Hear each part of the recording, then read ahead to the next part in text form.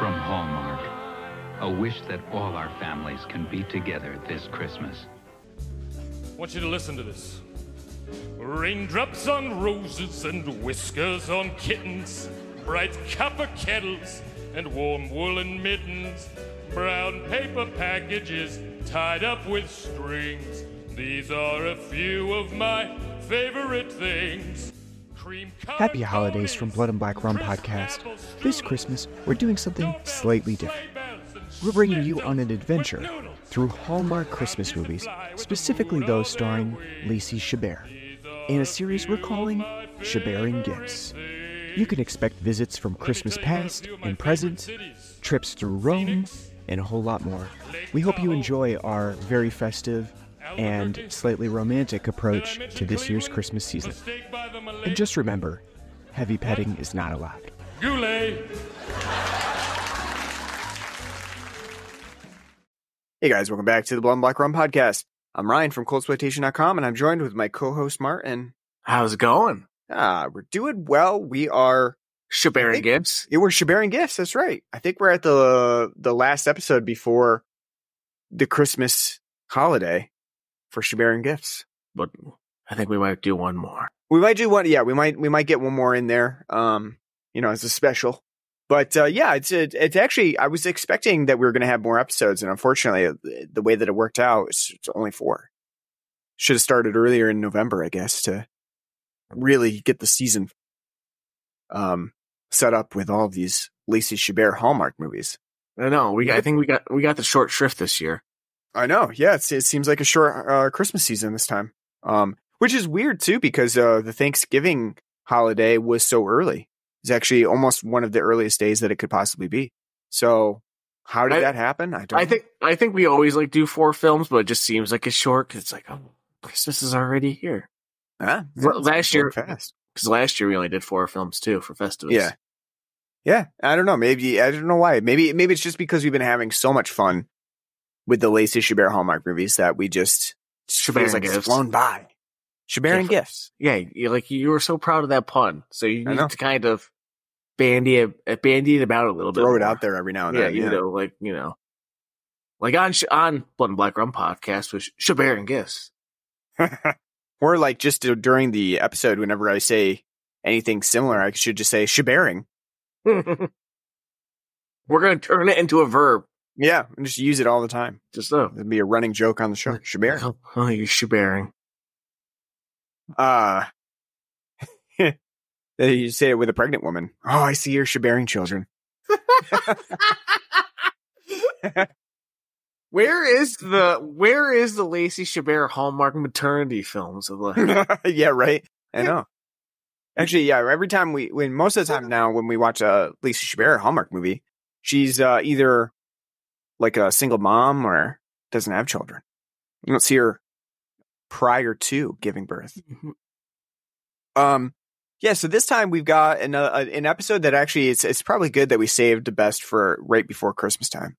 The one that is going to be the best episode to talk about, because this is the movie that we're going to discuss is a horrible, awful movie in terms of actual watchability. Like if you're sitting down and you're expecting good movie, you're not going to get it from this one, but it also has notes of hilarity to it because it is just so unintentionally comedic that you just have to sit back and laugh. So it's a fun movie to talk about. It's not so much fun to watch on your own because I definitely had a difficult time getting through this one.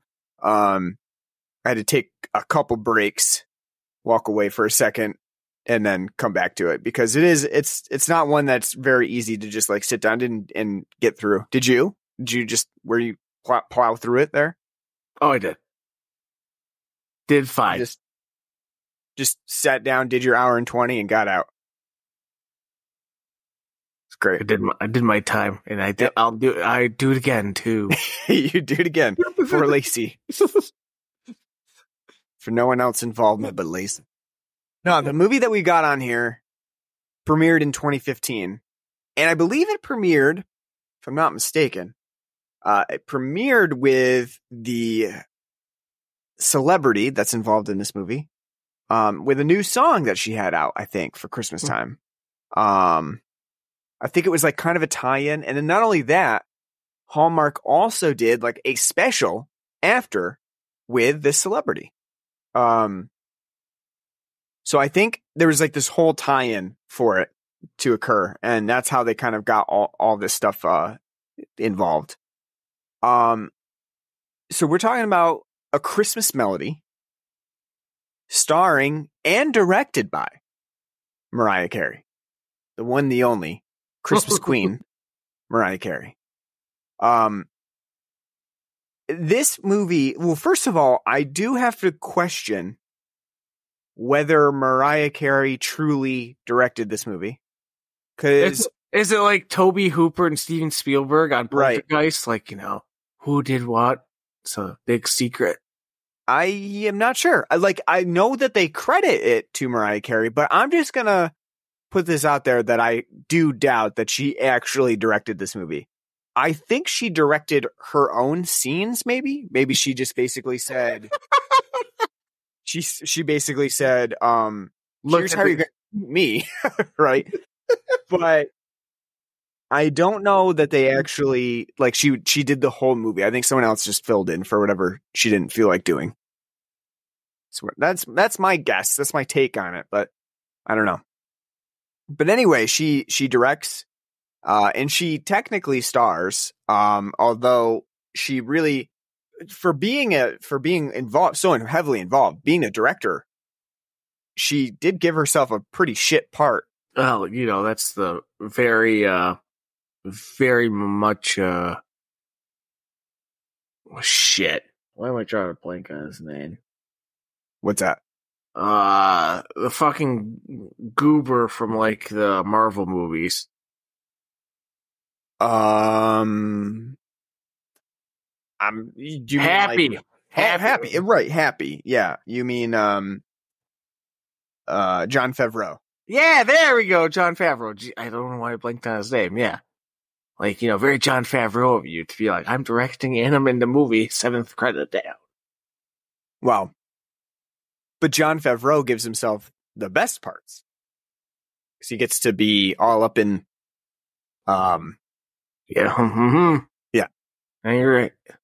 Right? He gets to basically. Yes. Yeah. He's with, everyone's favorite MILF. That's right. Marissa Tomei. That's right. The fact you were blanking on, I would say the fact you were blanking on her name is very sad and troublesome. Yeah, but in this movie, she gets kind of the shit part. She plays like a uppity PTA mom. Something Mariah Carey would never settle for. She did. She did settle for it because she. No. I mean, I'm talking about life. Do you think Mariah Carey would like settle down and be like, I'm settling for a PTA mom? No way. I'm going to be the Harper Valley PTA mom in Ohio. Yeah. I don't think so. No, I don't think so. No, that's not what Mariah Carey's all about. So a Christmas, like I said, A Christmas Melody. I was wrong. The tie-in song is not from the same year. It wasn't a new one. That came out in 2010. But she did perform on the Hallmark Channel. They had like a whole Mariah Carey holiday Christmas special where she performed some songs and they had like special guest stars and all kinds of stuff. Apparently back in 2015, Mariah was all over Hallmark Channel. But the reason we're including it is not because of Mariah, of course. It's because it truly, the film's true lead is Lacey Chabert. Lacey Chabert plays a single mom, which the film definitely makes you know, consistently throughout. Keeps basically having an arrow pointing, a neon sign pointing at Lacey Chabert saying, she's single, she's a mom, she's a single mom. Trying to make things work, trying to make ends meet. So she plays a single mom, moves back to her hometown in Ohio, and her daughter's struggling, makes a Christmas wish to Santa. And I hope we have a great Christmas holiday.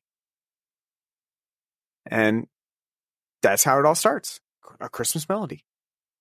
Also known, the working title was Mistletoe and Melody.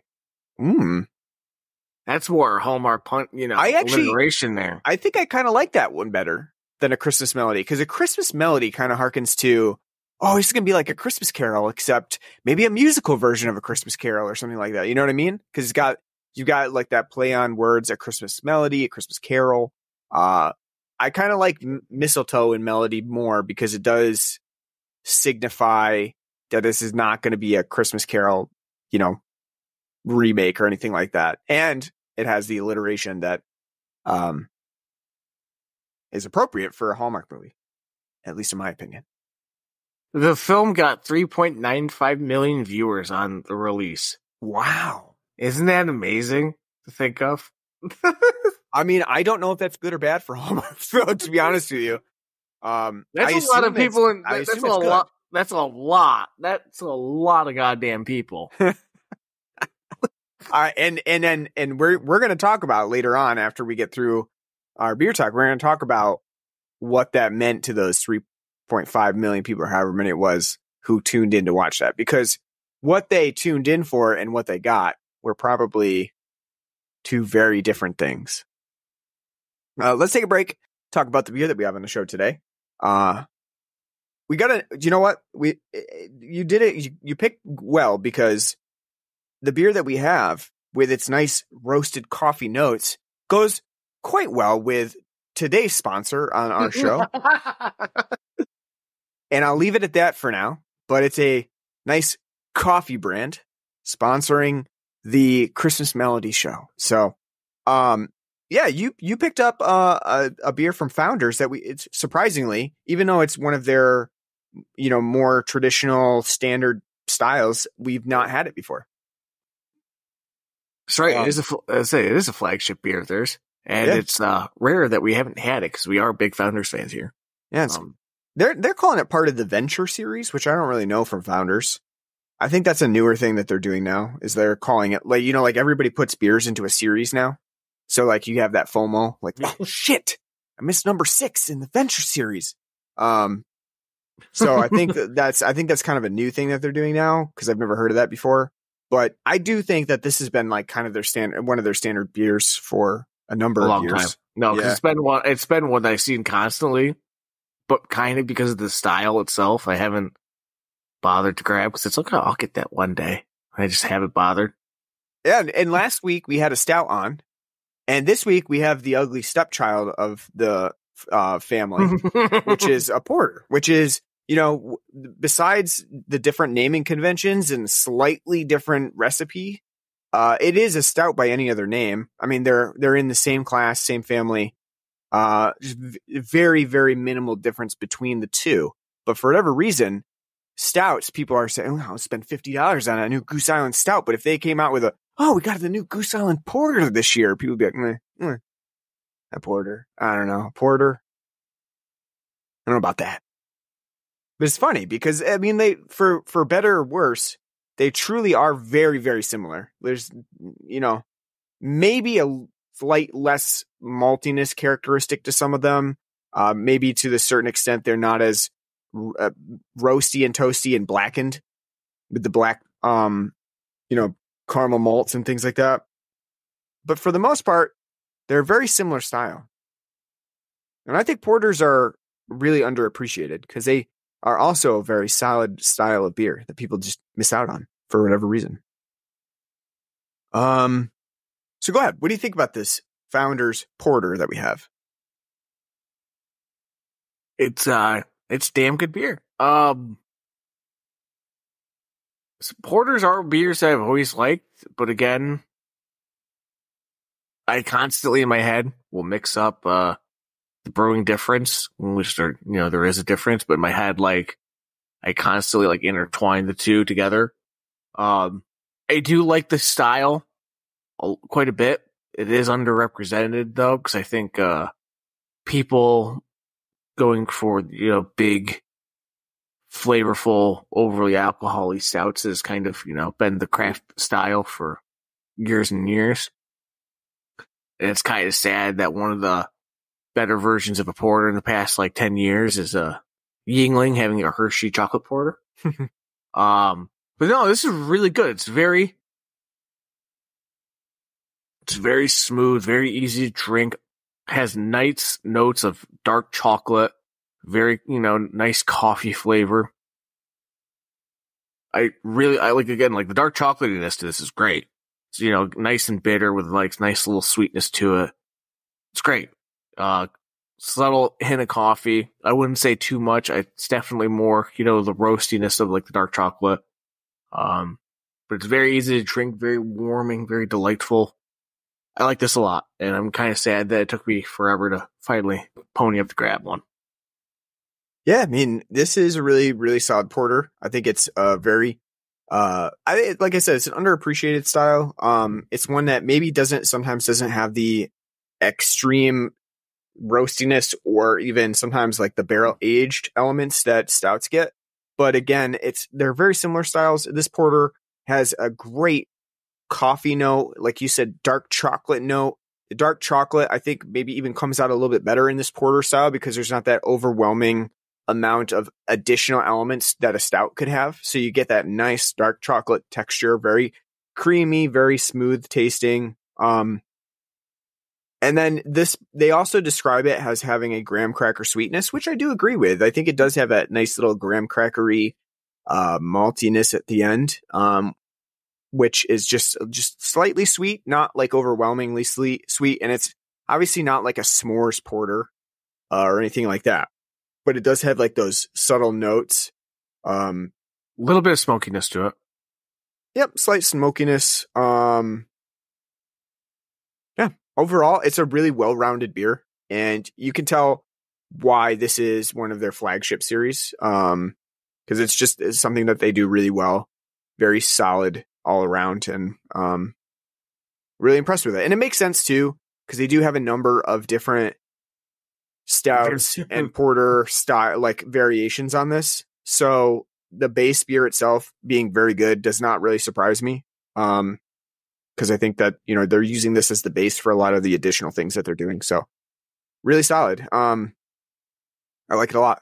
And especially now considering, Founders has kind of branched out and they've been doing some things that I haven't particularly been extremely impressed with. I think that Founders, again, they do things very well, but in my opinion, the all day series that they've been putting out recently hasn't been up to snuff for me, at least. And that's partially because sometimes those sessionable IPAs and such they just aren't suited to like my preference of having like a nice robust beer. Well, I'd say a craft like session red IPA or cold IPA or black IPA. The fact that you're making them sessionable, what's the fucking point? I know, right? Those are styles that don't lend themselves at all to the sessionability of them, Yeah, that's kind of how I've been feeling about those, especially like you said, like a session black IPA or something. Like it's just like a weird idea in and of itself that you're I'm going to take these big flavor beers and make them watery. Just make them a short, just do a short beer instead. Like just do a regular short, short lager. Yeah. So, but what I was saying is I'm, after having those, I'm glad to come back to something Founders flagship and taste it and, be impressed with what they've done again. Because, like I said, it's kind of, though I still think they make really good beers, having those most recent all days and finding them kind of lackluster, it's a little disappointing. So Founders Porter, check it out. It should be available pretty much in most areas, I would guess. It's a flagship, and wherever if you get Founders, I bet you have Founders Porter somewhere. All right, so let's talk A Christmas Melody. And to be honest with you, I don't really know where to start with this movie. I do. Oh, you do? All right, let's just. For now and forever, it should be referred to as, because we have such directorial talent and power behind this, as Mariah Carey presents a Hallmark movie by Mariah Carey, A Christmas Melody. That's like right. It's a John Carpenter film. Like it's a John Carpenter feature. I am surprised that they didn't do like Mariah Carey presents It seems like something that they would do. That Mariah would do. Again, in the poster, they have Mariah Carey top billing, front and center.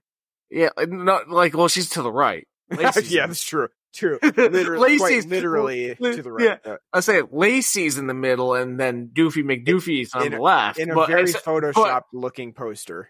Yeah, like it looks like none of those people are truly there in the room, even though they did shoot scenes in the room. No, it was just Lacey. It was just Lacey at the piano, and then everyone else. Like Mariah had a clause in her contract, like you have to stay 70 feet away from her, like Well, I think that's probably true because, like in this movie, her shots are really, really bad. Yeah, like I'm not sure. It's been speculated that Mariah really didn't do very much shooting on set.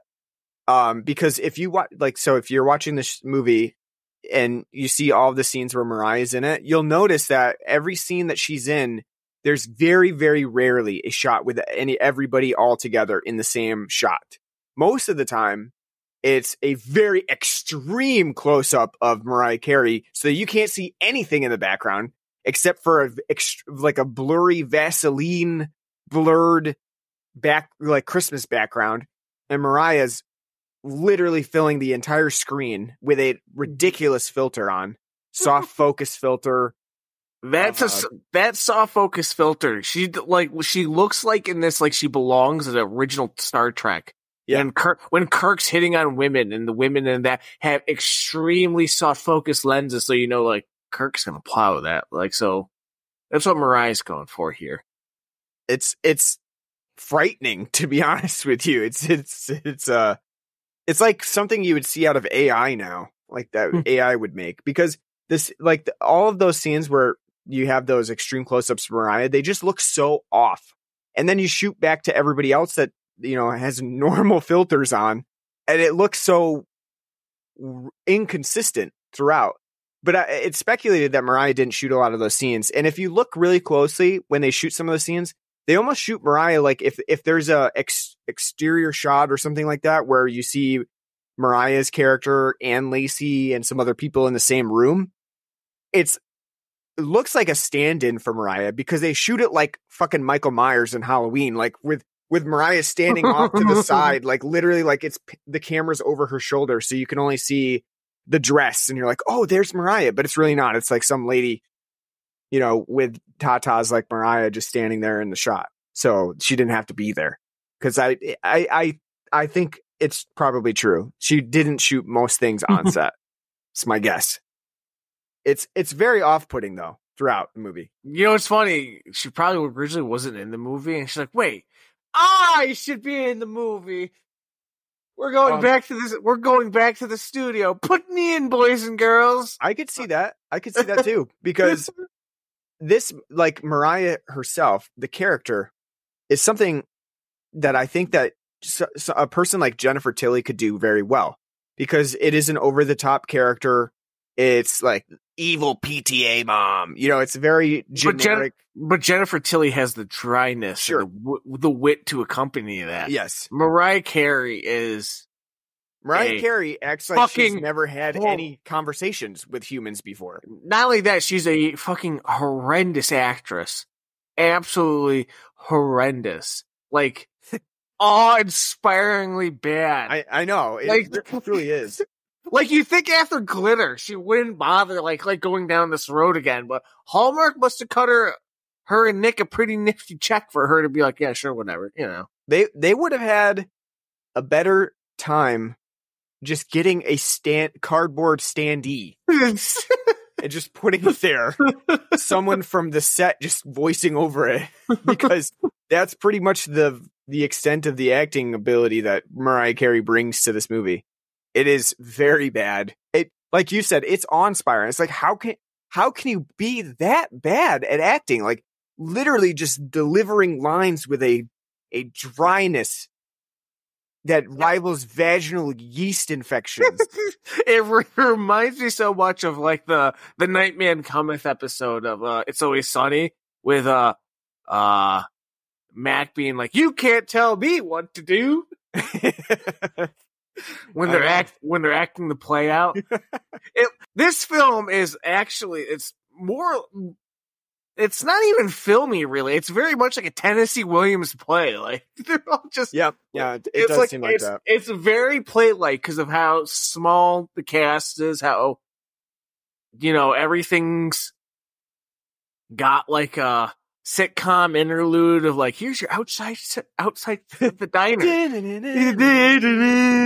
Yeah. Not only that, but I really like too the one very like inconsistent shot early on in the movie where they're traveling, because the whole idea is that they're moving from LA. Lacey Chabert and her daughter are moving from LA to her small town Ohio home, Silver Springs. Silver Springs. Yeah, sorry, I forgot the generic name of the town, but Silver Springs it is. And so they pick up and move like really close to Christmas, and obviously her daughter's very upset about that. She's got friends at home. She's asking Santa not to help her move back to LA. And in the car, there's like this like ultra realistic like filming with a handheld camera of like sideways shots of like the kid in the car and stuff like that. It's like, it's almost like TV documentary style, where it's The Amazing Race. Chris Hansen going to to catch a predator in the car, and then all of a sudden you get back to like this very like TV filmy setup that they have for the camera later on. And so inconsistent, like ultra gritty realism in the car, and then back to regular TV set on the rest of the movie. I guess what we're saying is it both does seem like Mariah Carey directed this movie, and it doesn't, right? Because I can't imagine that Mariah Carey actually bothered to direct the movie. I also can understand that it does look very amateurish, like Mariah Carey would have directed it. But again, that's kind of the Hallmark shtick too. It's very cheap looking. But this is exceptionally cheap, though. Mm-hmm. I guess the thing that they really spend the most money on is the decorations, in my opinion, because they do decorate quite a bit in this one, just like we've seen. Like probably the cheapest one decorations wise that we've seen was the COVID one. The Christmas at Castle Hart that we did last week. That's probably the cheapest one, and that one kind of makes a little bit of sense. Like, they can't decorate a Scottish castle or an Irish castle. But here, they do get at least a good amount of decoration up. And you even see that in one scene where the little girl's hesitant to go to this new school in Ohio. And they're like, oh my gosh, it's so glamorous to have you here. You're like an LA celebrity. I can't believe you're coming to this small little town in Ohio, but it's lovely here. And then you see in the background, like the school is just festooned with decorations. Like I've never been to a school that looks like that, with just like you want to say that everywhere. you want to say that word again? Yeah, festooned. The Hallmark movies, they really like allow you to get that word in. They're almost built into the script. Festooned, festooned with baubles. They really are, though. This hallway is literally the definition of festooned. So. It's funny though. Like I've never said that, because they're trying to sell this thing like, oh yeah, poor her. It must suck to come to this very ritzy Ohio small town that looks nothing like a regular rural area,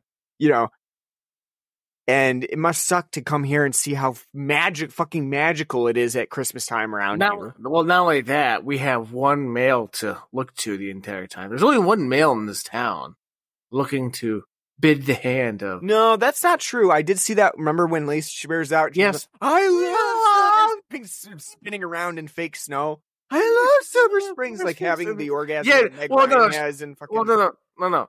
The guy's old. The old people that were walking by, that guy's old. He doesn't count. He's not eligible. He doesn't count. He's like, if I was 20 years younger, I would, but no. I've got this old bag by my side now. I got dust coming out. Yeah. So I guess you're right then. And then you can't forget the Santa Claus figure. He's another guy. Tom. Yeah. I always loved my favorite Santa Clauses to be some guy named Tom and somebody who's got the most ruched cheeks ever. Like they've been just drinking hot brandy all day. Like, yeah. He probably has been. He's just he's so happy-go-lucky guy at Christmas time at this school. He's kids are vomiting all over the place from the cleaning up shit and vomit in the hallways. But you know what? He's got that brandy tucked away there in his back pocket. Isn't this delightful? Pestilence? No, it is great though, because like if you do think about it now, like, oh, Santa's rosy red cheeks and his rosy red butted nose. It's like Santa's a drunk. Yeah, he's been drinking a lot. He's been pounding schnapps the entire time trying to get through the night. He's like 1,000 years old. He's been, Mrs. Claus is quite the bitch these days. He drinks hot chocolate with a little schnapps kicked in there. Peppermint schnapps. Yeah, it's like little Nicky, like, schnapps. Peppermint. What do you think about this whole idea that like, ooh, there's like a magical Santa Claus? That Santa is a janitor? Yeah, I'm fine. Santa's a janitor, and not only that, he's the homeless guy at the beginning of the movie too. Listen, that's fine. I'm fine with that, and you want to know why? Why? Because seeing Babes in Toyland from like 1984 with Pat Morita as Santa Claus, I learned that if a Japanese man can be Santa, anybody can. Well, I'm not talking about necessarily, but I'm saying in this movie, trying to it's fine. finagle that in here. Santa can be homeless. It's okay. Like it's like Christmas with the Cranks, right? Like everybody's seasonal favorite, Christmas with the Cranks. You have like the Santa figure in the background. It's like, oh, trying to spread a little bit of magic in there. Cause you have the little girl, Emily, she writes she's not even little. She's like 9 years old. Yeah. So the fact that like Lacey's still parading that around, like, don't you still believe in Santa? Stop, Lacey. I mean, honestly, yeah, here Emily is, writing bad emo poetry and cutting herself in the bathroom in here. Like, oh, Santa, I'm so upset. And let's sing the Simple Plan. Like, how could this happen to me? She's writing it. It's not only that. It's like, it's funny because of the opening. It looks like she's writing like a letter to Santa, writing in her diary, and she's fucking writing all in rhyme.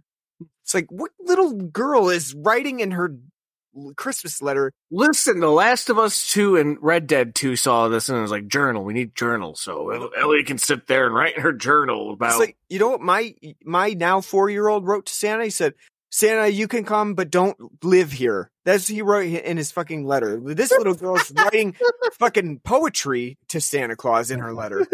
Come on now. Come on. I think that means your son's just a genius. That's pretty good. That's pretty good though. You can come, but you can't stay. Yeah, you can come, but you can't live here. So, all right. You gotta get the hell out of here. He does the same thing with vampires too. You can come, but you can't stay. So yeah, it's funny though. It's funny that they like not only that too, but what I found even more comical was Lacey Chabert wishes upon a literal star. And, oh my god, it looks like she's taking a crap too. And she's like I pained. I sent you a snap of that of like it's like acting like when she's like, oh, yeah, I saw it. Which Lacey's usually easily the best part of these movies because she's like the only person who's actually an actor in these films, like of credit and note and talent. Mm-hmm. Not just because she's attached to it, but because she actually is, a talented actress. But that part was like so like, ugh, what the hell are you doing? I blame the Mariah Carey direction. Because they do give her they give her a slight soft focus too, like look. Mariah Carey's off on the sides and more pathos, more emotion, yelling about it. No, do you think Mariah Carey even knows what the word pathos is? Clearly, from this movie, no. She's got no idea. She's got no idea what makes a good movie, so no. Well, she made Glitter, so again, like it's just hilarious that like she's like, okay, it's been 14 years since Glitter. I can come back now. We can try again this time at the Hallmark. I think we got to talk about too. We got to talk about the writing in this movie because, as you said to me, it's so straight and like literally every character's got to give like exposition about them. They're like, it's the most expositional dumping in the most stupidly straightforward way ever, especially the first like 10 minutes where they're setting everything up. Like, that's why you're such a great designer. I know I'm a great designer based here in LA, but wouldn't it be good if we did this? Well, you can't do that because your husband's dead and you're raising a child. I know, but what if we went back to my hometown in Ohio to figure things out?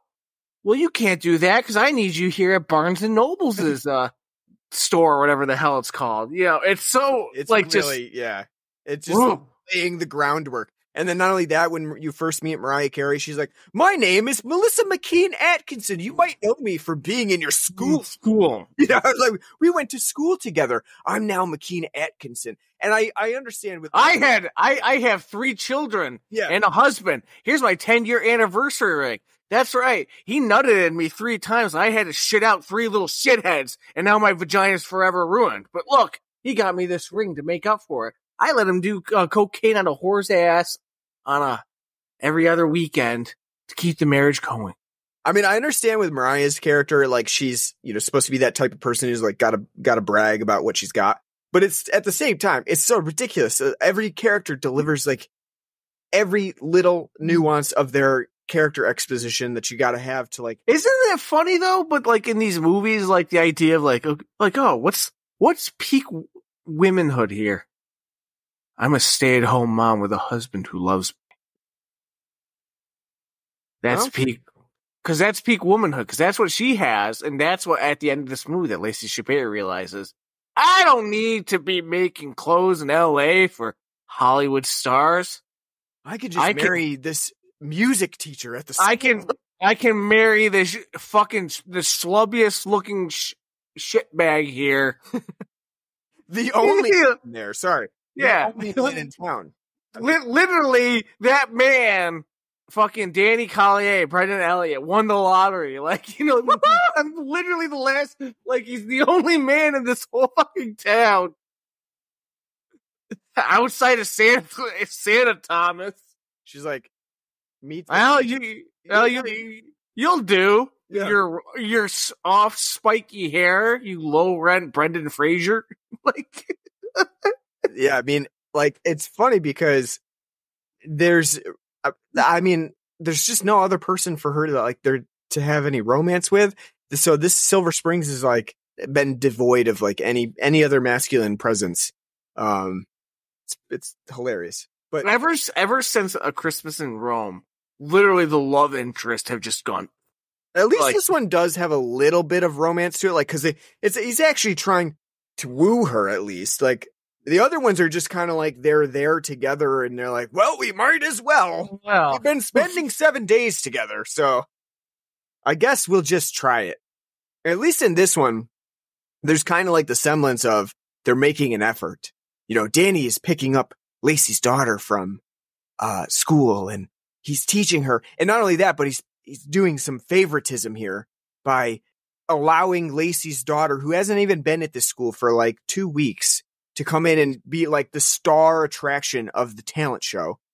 I guess it makes sense. Not only that, listen to her off-key singing, like, wow, you're wonderful. Those follow out laws that kid was singing were dreadful. Like, they weren't even. What do you think? Like, do you like the fact that they've turned Mariah Carey? And I at first thought it was going to be All I Want for Christmas Is You, but it's actually her 2010 single, Oh Santa. Do you like that they turned that into the song that they perform at the end there at the talent show, as though little Emily wrote that song? No, it's fucking stupid. Who knows that song off the top of their head? I mean, I do know it a little bit. I've heard it a few times, like, Oh Santa Bella. And then you got like the little chorus of like choir kids in the background, like, no, Santa's gonna come down my chimney. Say that again. Santa's gonna come down my chimney. Yeah. Whatever it is that those little kids say in the background.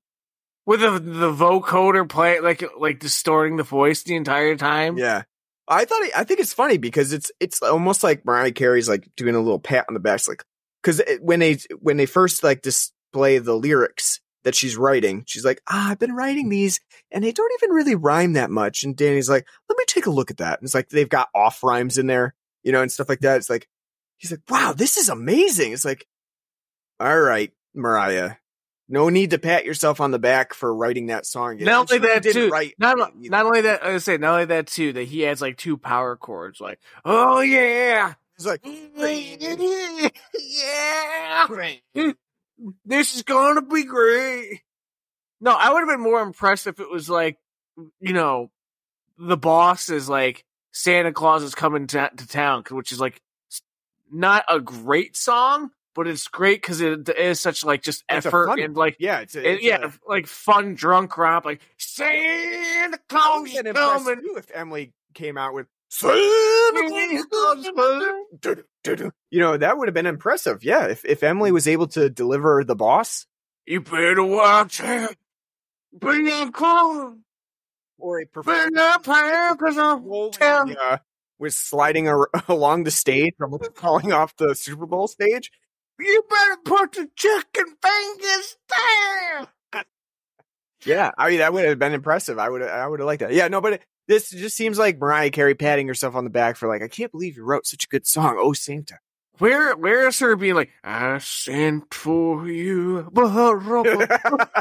Yeah.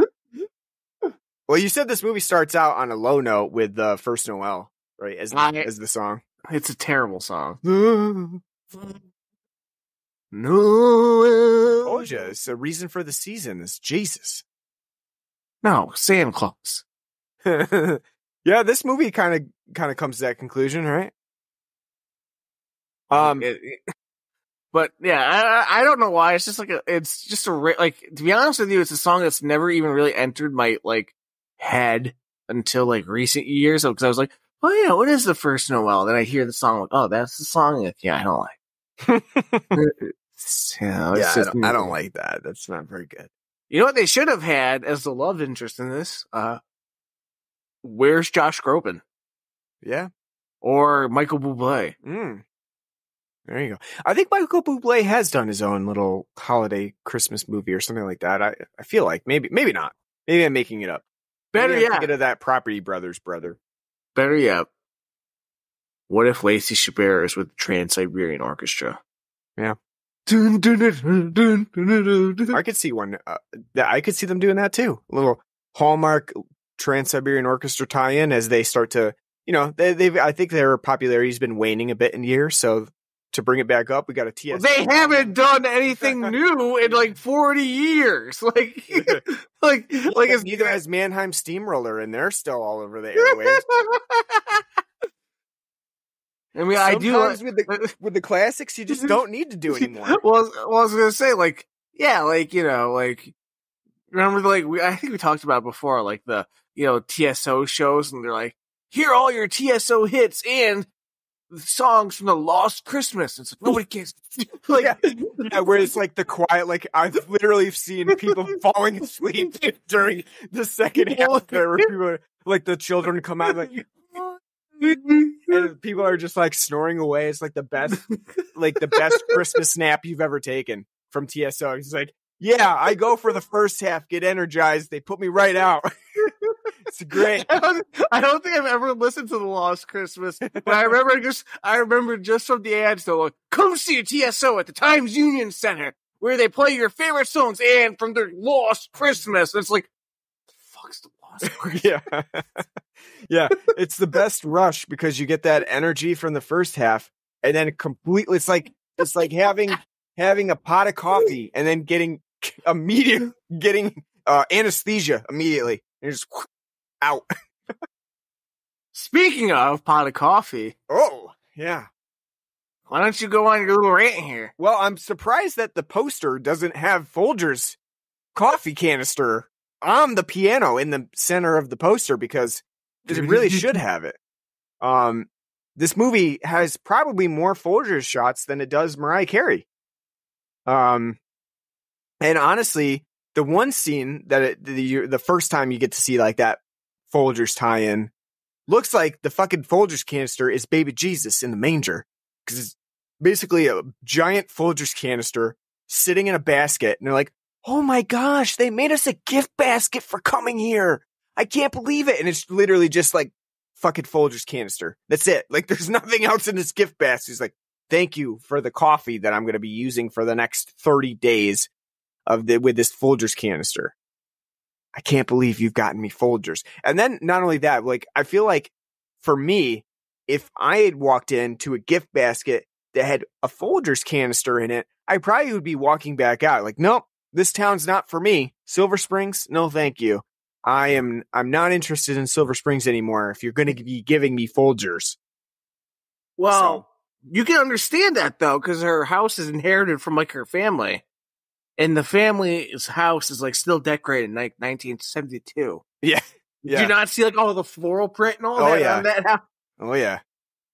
I love the Folgers though. The Folgers is the best part of this movie because it's so comical how like long the shots linger on these Folgers canisters, like so lovingly lingering on Folgers. There's this, not only is there that scene where it's in the gift basket, but then there's another scene where Folgers canister is just like randomly propped out in the open while they're grabbing the coffee pot. It's funny too, because it's like it's like an SNL bit. Like, oh, what are you doing there? Like, oh, I'm just grabbing my Folgers coffee. Folgers coffee? Well, what's that? Well, this is only the greatest coffee you can find around here in Ohio. In rural Ohio. Can't you have Maxwell House? No. Maxwell House. What about chock full of nuts? That's a New York thing. No. Here we have nice aromatically brewed Folgers coffee. We're a Folgers family here. And if you don't like that, you can get the fuck out of our house. Listen, the only time, like, I mean, I don't think it's, like, as awful as you say. Like, it's not great, but, like, I mean, there is, like, because, I mean, that's diner coffee, Folgers and Maxwell House, and there is a simple beauty as you're going to a diner to have either your eggs or your omelet, and they're like, what do you want to have to drink? Coffee, and you just drink a nice black coffee. That's that. And it's like, yeah, no, I agree. I mean, I don't think Folgers is, like, terribly bad. I've definitely had way worse coffee than Folgers. I'm even a person for the nostalgia factor. Sometimes, and I haven't had it in a long time, but sometimes I get the hankering for an instant coffee. How's that sound for you? You had an instant coffee in a while? Have you ever had instant coffee? What's that? You don't know what instant coffee is? Basically, it's like instant coffee is like a freeze dried, or I don't know what the fuck it is, but whatever it is, it's like coffee grounds in a canister. You just like take a couple scoops out and you boil some hot water and then you pour it in. It's like, you know, kind of like a hot cocoa. And you just mix it up and there's your instant coffee. No, that's it. I've never had that. Which begs the question, how is it that instant when you're fucking boiling water anyway? You make the coffee, you boil water and it drips over the coffee, or you boil the water and you put it in instant coffee. What the fuck is so instant about it? Well, I was going to say, that seems really weird. Like, I mean, like, no, it's a big thing. I was saying, because, I mean, like, coffee, like, all you're doing, it's like tea. You're just brewing it over the grounds, and there's your coffee. So what's the point of boiling the water and just adding coffee crystals to it? I agree. But you're not skipping any steps in the process. I know. Like, I know. I don't know where it came from. It's the same. It's probably some creation after World War II, or like, hey, I got a better way. Like, you know, you don't have the means of putting the water over the coffee, so we just crystallize the coffee. Yeah, if you it's a weird reference, but if you watch Friday the 13th, when they're in the cabin, she makes instant coffee. There's like a whole scene where they're like playing board games. She goes in, everybody's kind of missing, and she goes in and makes instant coffee. You see it. And it's something that I've always noticed in that movie. She's making it, and every time I see it, I'm like, I should make myself a cup of instant coffee. So it's probably not going to be good, but it'll be nostalgic. So, because I used to drink that every now and then when I was younger, probably like in my teens. Sometimes I'd just have a cup of instant coffee. Do they even still sell like? Yeah, they sure do. Yeah, they do. Yeah. I've seen this. Like I said, I've seen the stuff before, but it's just like, I think the idea was like, if you don't have a coffee pot or you don't want to like make a whole pot, you can just like throw some crystals in and make some hot water and just dump it in there. Or if you're like you with your bastardized approach to tea. You just take a cup of water, throw it in the microwave, and then put the crystals in there. Yeah, that's what we call putting the kettle on, dearie. All those microwaves on you. Yeah. So, Folgers Coffee is definitely a sponsor of this movie. It's very egregious. It's not subtle in any way, and yeah, it's hilarious. Honestly, it made me laugh both times I saw it. I was like, "Holy shit!" The second time is worse because it's the like, second time is worse because as she's making the coffee, all of us like you see her pull out the Folgers, and it's like what Lacey's doing like is off camera. You just see like the can of Folgers just sitting there. And it's funny though too because I feel like, you know, this was made in 2015. I feel like ad placement's gotten even worse than this, although it's not as like ridiculous and unsubtle as this movie. There's so much ad placement in movies now. It's like, oh, what are you having? You're having a Coke? You're having a Coke? I love Coke. You know, it's definitely not as egregious as this movie, but it's still very prevalent and probably more so than this. But it's really noticeable in this one. What do you think about the finale, the actual performance in this, where everything is A-okay, they all are living happily ever after, and then you have to sit through this kid's talent show performance of Oh Santa. Meh. I mean, one thing that's always annoyed me about films is when they do these like pageants, and it's like, here's the one grade that's putting on the pageant, and it's like, you have other kids at the school. What the fuck are they doing? Mm-hmm. They get out of it, like you're like, oh, it's only for this grade. Not only that, but the production cost of this one talent show performance, and not only that, the principal's like, this one show will fund the music department for the entire year. Yeah. So they run on nothing. Like what?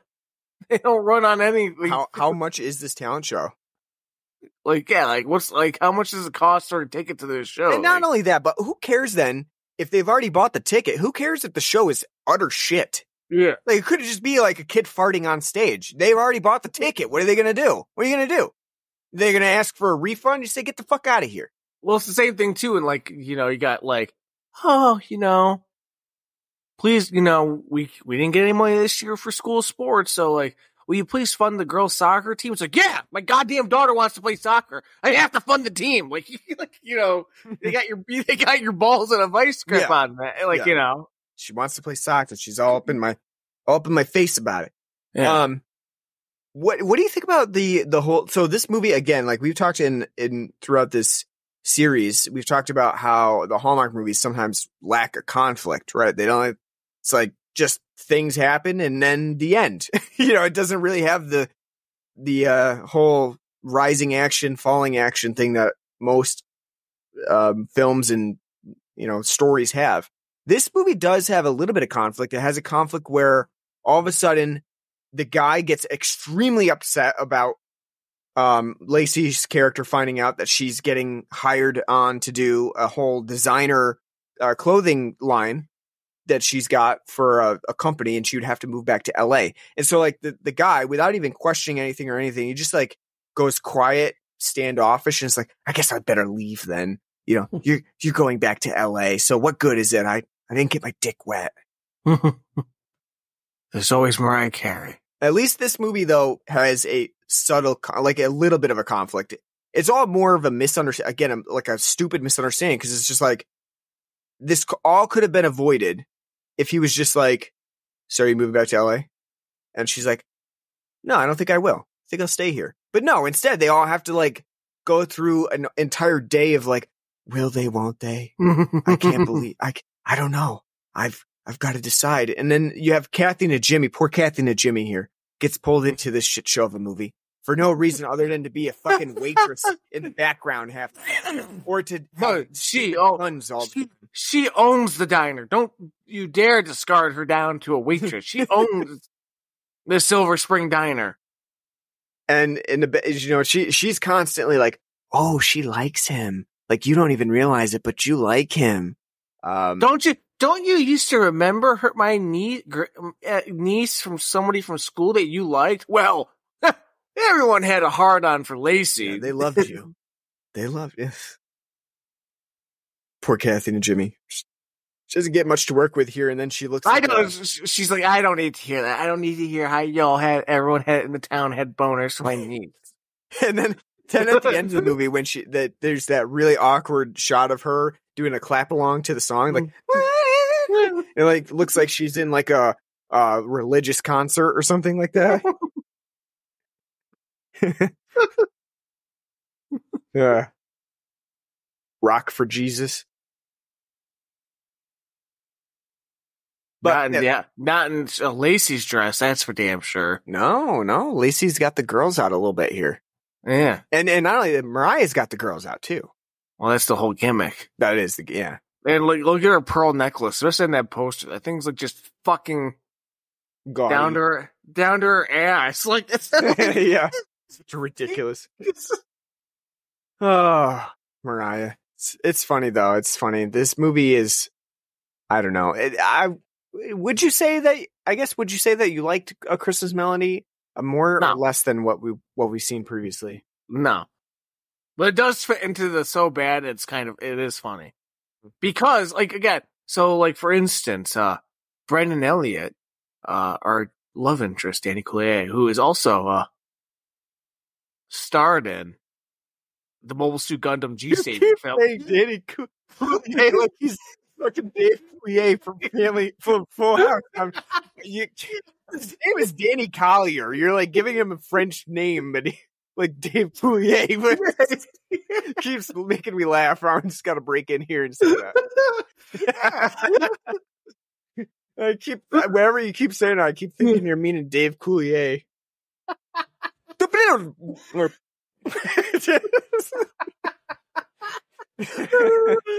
Yes, no, Dave Coulier, the love interest. It's more like Corky Romano. Yeah. Piss it. No, it's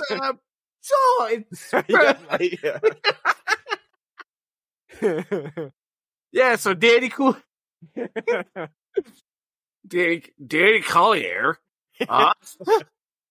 also famous. Brendan Elliott, famous for, as I said, Mobile Suit Gundam's first live action film, G-Savior, which is a terrible film. Are you serious? Yeah, he stars in G-Savior. Oh, I haven't seen. I still haven't seen it, but yeah, as I was scrolling through his IMDb page, that's on there. But yeah, I mean, he's incredibly bland, very one note. Like he's like not interesting at all. He's just this big beefy doofus that's like, I was a band geek. Remember when we were in bio class and we did the frog together and I cut the frog for you? Yeah, I remember that because I was off put by that. Wow, I should start a family with this man. Dumb. His whole existence in this film is dumb. Mm-hmm. Because he's literally the only male figure here for Lacey to be like, I need somebody to be the father of my daughter. I need somebody to be the stepfather. And I need new children. Dumb. Yeah. It is dumb, and it's, I don't know, it's the film itself, it doesn't really have much going for it. Like I said, it took me a while to get through this movie. It doesn't really have an interesting plot to it at all. I think it's kind of it's mostly cheesy, but the only thing that it does have about it is the so bad it's good quality of like you're just laughing at it as it's going on because it's really poorly done. And I will say Lacey Chabert does do a pretty good job, despite what we've said about like, some of those moments where the acting is obviously not well done, and it's probably more due to direction than anything else. She would use this film as a step to making better films. Yeah, pretty much. Yeah. part of it too might just be the time frame that we're in. So this is probably the earliest. This is the earliest movie that we've done from a Hallmark perspective. 2015's. We've done what was the earliest one before that? 2019, something like that. Yeah. So like this is definitely quite a bit earlier than all of the other ones that we've done, which are a little bit more focused. Like now they've got a production line going where they just literally just cranking these things out. And there's really, there's not a lot of room for them to like maneuver around. I don't think in 2015 they had that quite as much. So, it makes sense that it's a little rougher. They hadn't really perfected the art of doing Christmas movies at that time. So, not like that, just that I just think film in general. Because again, like the film comes off not even really TV movie-ish, but it's like very play-like because it's so. Here's your 3 sets. Here's your exterior shots. Go. And like here's your limited cast. What's going on.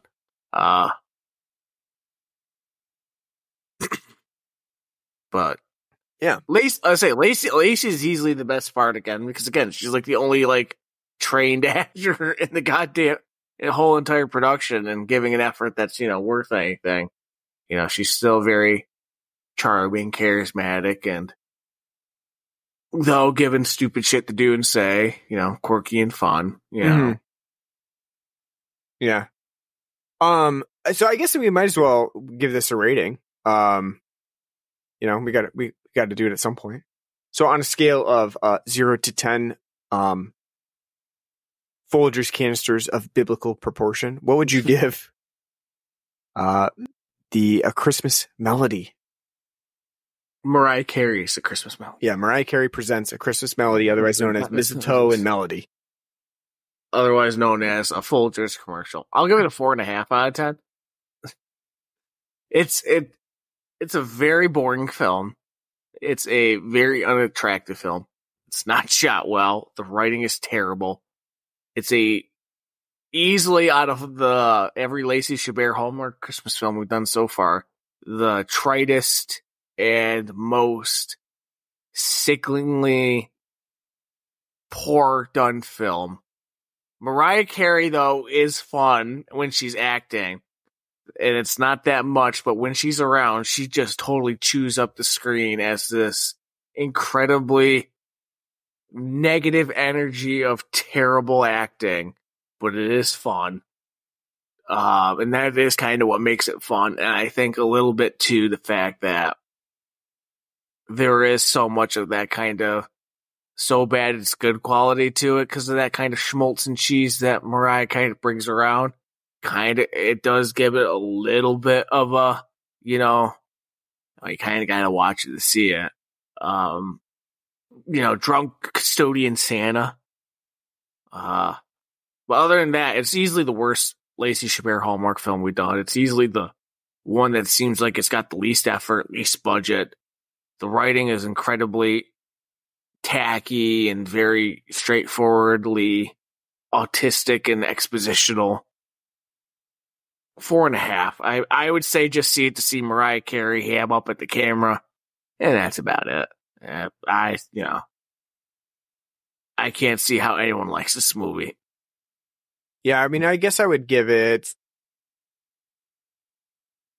Man, I was going to give it like a 3.5 out of 10. I think that it's a very difficult movie to watch unless you're really watching it to kind of make fun of it and watch it for the so bad it's good qualities, which is better done in a group instead of just individually watching it. I don't think that this movie interestingly gives off enough Christmassy vibes either for like a Hallmark holiday romance movie. It's mostly kind of banking on the fact that like you like Mariah Carey's Christmas music. Other than that, it's not super Christmassy. It doesn't have a lot of things. Like you're not going to see all of the things that we've talked about from other Hallmark movies where they're doing all kinds of like Christmas events. Like the only thing that is truly in this movie is like decorating a tree and seeing the Christmas pageant.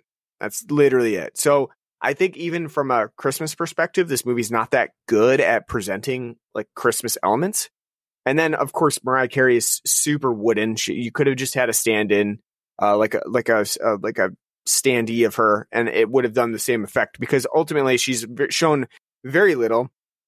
What she does is shown she's horribly acting, and at the end of the movie, she just gets various close-up shots of her looking very sour about a little girl performing in the talent show. So it's like it's not a good showing for Mariah Carey in general. But it is fun to watch her struggle to know what acting is. And then Lacey Chabert does a good job. You know, she's a workman in these movies. She's, you know, she knows what to do and she does it. But she can't really save this one. It's just a bland movie, and unless you really, really, really like to see like children performing music, I would steer clear of this one. It's really not worth it. And it was funny because I'd seen some reviews saying like, this is my favorite Hallmark movie. I watch it every year. It's like, holy shit. I don't know if I could watch it. I almost didn't know if I could watch it this year, 1 year. I like that every year. I like that somebody on IMDb gave it a 9 out of 10 rating, and the title for the review was enjoyable. That's their 9 out of 10. What, like, oh, it's 9 out of 10. What do you think? It's enjoyable. What's a 10 out of 10? Like, 10 out of 10 is like commendable. This might be the best part about this whole Chaberting Gifts special is like going on IMDb and seeing these housewives write these reviews. I mean, I understand liking some of the Hallmark movies because they make you forget. They make like the whole, you know, your world, right? They make you forget reality for a little bit. They make you feel good. There's romance to them sometimes. But this movie in particular, I cannot imagine people saying like, this is one of my favorite movies. Like, how? What? Did the Folgers do it for you? You know, like the blatant Folgers advertising, did that do it for you? Did advertising Mariah Carey's song, Oh Santa, do it for you? Like, what? I can't imagine loving this movie. Like, to each their own, but I just don't understand how this one in particular would be like, yes. That's the one. That's it. That's my favorite movie of all time. It's more than It's a Wonderful Life. More than Miracle on 34th. Exactly. I can't see it. Can't see it. All right. So that concludes our episode on Christmas Melody. And we're going to do another Lacey Chabert movie for like the January sale, like as we get into the new year. Because this episode is going to go and we're going to have Christmas like right after this episode comes out. But then that week after, there'll be another chance for us to release an episode before New Year's. And I was thinking we would do Winter at Vale for our final Lacey Chabert holiday Chaberting Gifts episode. What do you think about that? Because it's not a Christmas movie. I looked and I did not see any Lacey Chabert New Year's movies that would tie into the new year. Are you sure you don't want to do like The Dancing Detective, A Deadly Tango, where she plays Detective Constance Bailey? I mean, I would love to do it.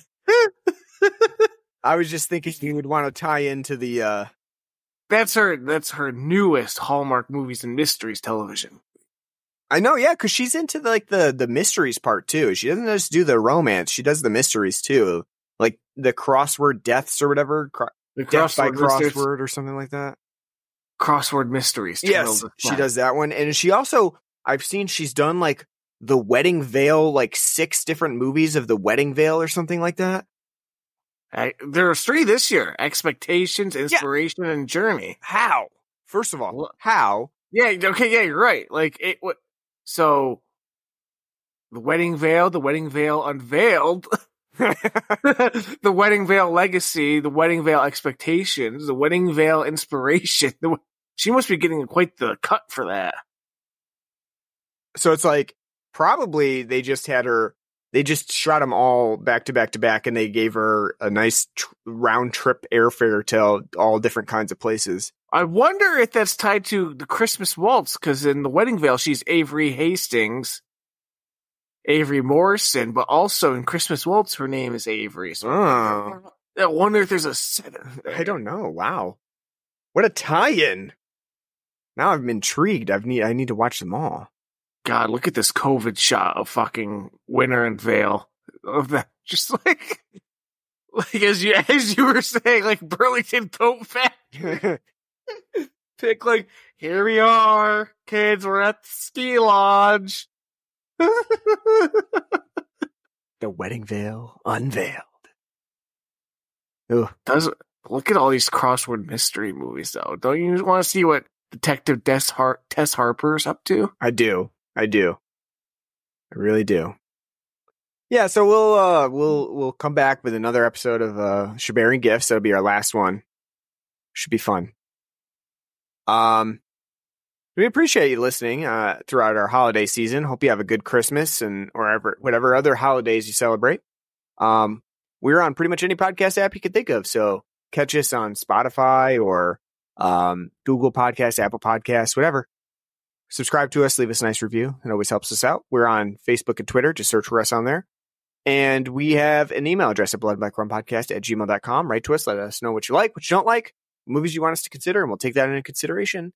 And we have a Patreon page as well that you can donate to, or you can donate on our Spotify as well. Whatever you can send our way helps us buy beer, so we appreciate that in advance. Maybe we'll go out and buy the Utopias with that money if you donate enough. So we need a lot of that money. Yeah, that would be a lot of money. So, all right. That does it for this episode of Chaberting Gifts. Hope you join us next time as we venture further into some Hallmark holiday winter specials from Lacey Chabert. Until then, take care. This is the greatest special ever.